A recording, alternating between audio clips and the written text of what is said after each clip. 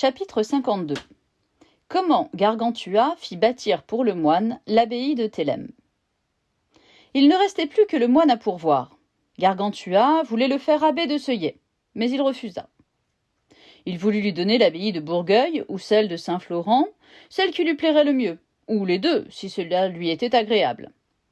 Mais le moine lui fit une réponse péremptoire, qu'il ne voulait ni charge, ni gouvernement de moine. « Car comment, disait-il, pourrais-je gouverner les autres, moi qui ne saurais me gouverner moi-même ?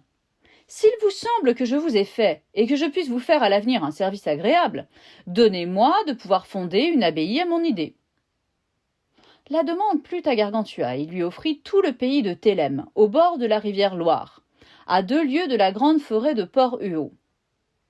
Et le moine demanda à Gargantua de faire le règlement de son couvent à l'inverse de tous les autres. Premièrement, donc, dit Gargantua, il ne faudra pas bâtir de murailles autour, car toutes les abbayes sont solidement murées. Certes, dit le moine. Et pour un tas de bonnes raisons. Là où il y a le mur devant et mur derrière, il y a force murmure, envie et conspiration réciproque. De plus, vu qu'en certains couvents de ce monde, il est en usage que si une femme y entre, j'entends des prudes et pudiques, on nettoie la place par où elle est passée, il fut ordonné que si un religieux ou une religieuse entrait par hasard, on nettoierait soigneusement tous les lieux par où il serait passé. Et parce que dans les couvents de ce monde tout est mesuré, limité et réglé par des heures, il fut décrété qu'il n'y aurait là ni horloge ni cadran solaire. Mais les actes seraient tous exécutés selon les occasions et les opportunités.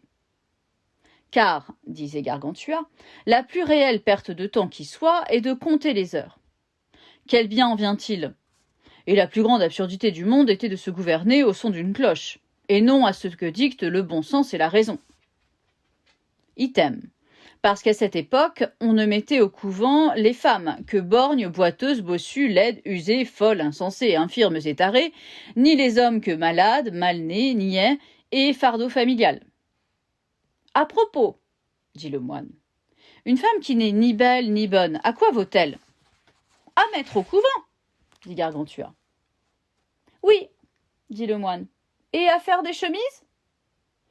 Il fut ordonné qu'on ne recevrait là que les belles, bien formées et bien constituées, et les beaux, bien formés et bien constitués.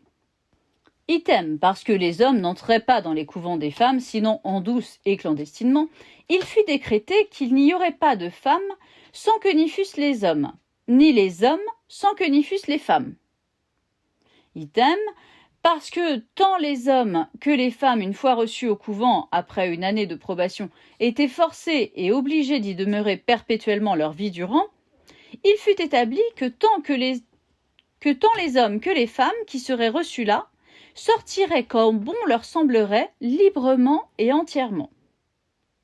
Item, parce qu'ordinairement les religieux faisaient 3 vœux, à savoir de chasteté, pauvreté et obéissance, il fut institué qu'on puisse là honorablement être marié, que chacun soit riche et vive selon sa liberté. Pour l'âge légitime, les femmes y étaient reçues de 10 à 15 ans, les hommes de 12 à 18 ans.